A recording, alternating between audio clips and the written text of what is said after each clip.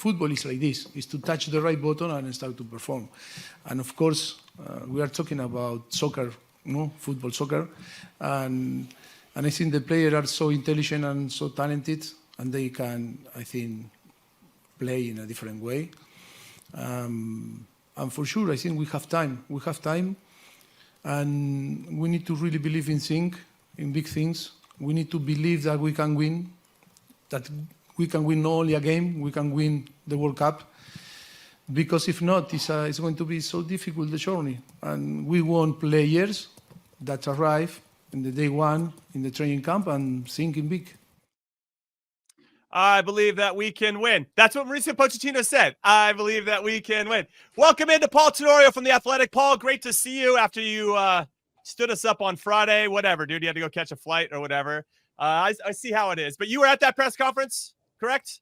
I was. Yeah, I was. Yeah. And yes, sorry, I did sprint through the airport to make an earlier flight home to see my kids. I wanted to see you guys almost as much as my kids, though. Yeah, sure. So what was your big takeaway, Paul, from that press conference? Not only from what he said, but how he was saying it, the vibe and the energy around the whole event.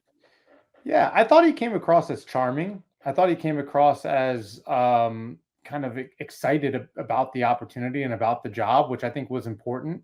And I think the tone around what he was talking about was the right one. Like what he discussed, I think was important, which is the mental side of things more than anything else. Like they'll get to the tactics, but I do think the word that he repeated over and over and over again, which was believe, is critical for this team. Right now, they have no confidence. They're lacking in the confidence that they had. The group was so close in the 2022 cycle, and I think the culture of the team was the strength of the team going into the World Cup, and it seems to have kind of fallen apart over the last couple of years. And I think most recently, the confidence has gone away, which is understandable. You have a really bad result in the Copa America. That saps confidence. A coach is fired, and you come into this September window, a lot of guys are missing, and the performances are awful.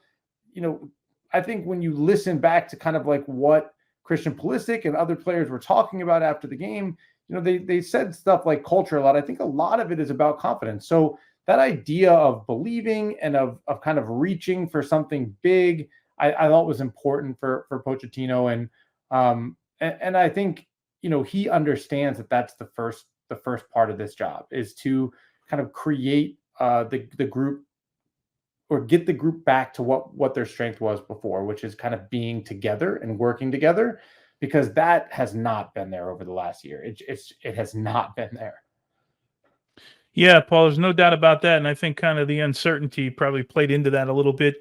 Did you get a sense of what like between now and October will look like for him? And he's going to have to do a lot of traveling. I'm assuming he's scouting, of course, all of Europe. It sounds like he's going to live between Europe and Atlanta. And also he's got to scout Major League Soccer as well. Did you get any sense of what that looks like and how he might break that up with his staff? Yeah, I mean, I think he's going to certainly meet with some players. I think probably Christian Pulisic to start, which makes sense. He's the star of the team. He's the captain of the team right now. I don't know if he's going to be able to get to every player. So what the math looks like after that, because as you said, he is splitting time. So he's going to go to Atlanta with Emma Hayes. They're going to do some house hunting. They're going to meet together. They're going to look at the facility that's being built.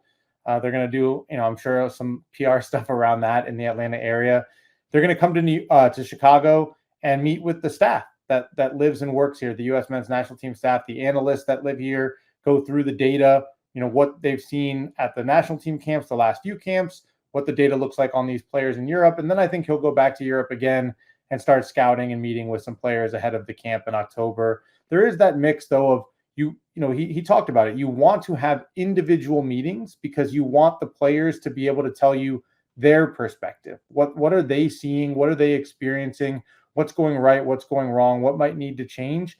And then when you get together in October, you can speak to the group about your ideas of what you want to implement, your culture, how you want to get things going in that first camp.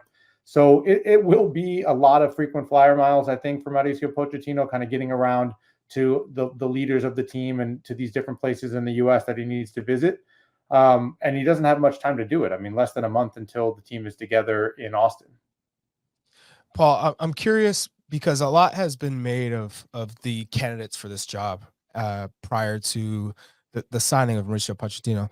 So given that I'm assuming it was pretty complex and profound, who did they actually talk to? Who was really considered for the job?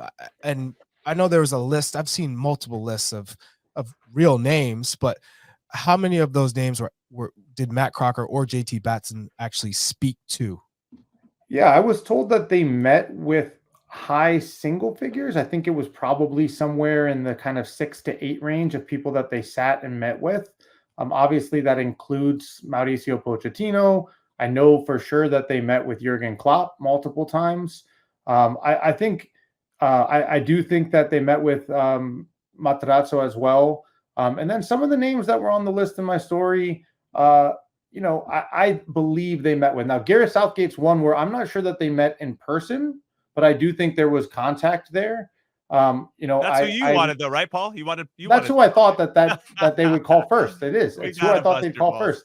Yeah. And I think I'm not I haven't confirmed every single name of who they met with, but some of the names that were in my story of the list that they put together, I've heard that they met with. Let's put it that way. What about phone calls in terms of like actual calls? Yeah, I think the phone calls is, that's a little bit bigger of a list. I think you reach out and you start to see what kind of interest might there be. And I think also you reach out to some of, probably some of the domestic candidates as well to say, look, we're interested in you. We see the work you're doing, and to kind of have those kind of informal conversations.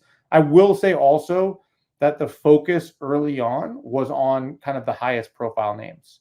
So Jürgen Klopp, Mauricio Pochettino, those were two of the first trips that occurred. So Paul, I think the Gareth Southgate conversation was in that first couple days of the search as well. The second part is if they had met with Jürgen Klopp multiple times. I'm trying to figure it out, because if Jürgen Klopp said, guys, I left Liverpool because I needed a break, what led to the multiple meetings? Is this maybe there's a glimmer of hope for the future post this World Cup cycle? It was like, are you sure? Is there something we can work out? I think, I had heard that there was some conversations even of like, could we make it work if you came and started in 2025? Would that make more sense if you've taken a year off? So those types of conversations happened. And I think credit to US Soccer to, there's the easy thing to do is pick up the phone and Klopp says no. And you can say, well, I did my job. Now no one can say I didn't try with Jürgen Klopp. They did make that first call. They did get a no. And then they followed that up and said, hey, here are some things that we're thinking about that we, could this work? Might this work? How long do you want to sit out? Are you done for good? Those types of conversations. And then, as I wrote in my story, you can see that very quickly they were trying to do follow-up meetings, right? They met with Pochettino 4 days later. They flew back to Barcelona to meet with him again. So when they felt there was a little bit of positivity, optimism, momentum, they were quick to follow up on that and see if they could carry it forward and make it something real. Was just out of curiosity from a French perspective? I'm not French, but I just thought I'd throw that in there. Thierry Henry, Zinedine Zidane, were these names ever really being truly considered? I didn't hear Thierry Henry. Hervé Renard would be another one. Yeah, I did hear that Vieira was not as much of a candidate in this search as he was in the last coaching search, the last time the job was open. Zidane was not a name I heard that they met with. I'm sure he was on that list. I mean, when you talk about kind of the profile of managers that they were looking at, I wouldn't be surprised if they reached out to him because of kind of the way they put that list together. But I think that those weren't names that I was told that they met with. Doesn't mean that they didn't meet with them. I can only know so much, I think. But I do feel like the list that they went through was pretty exhaustive, and I was a little bit surprised at how many high-profile names were on the list. How many people that made me kind of raise my eyebrows of saying, okay, like they weren't just going for like one or two guys and then they were going to fall back on a backup plan. Like they were shooting pretty high.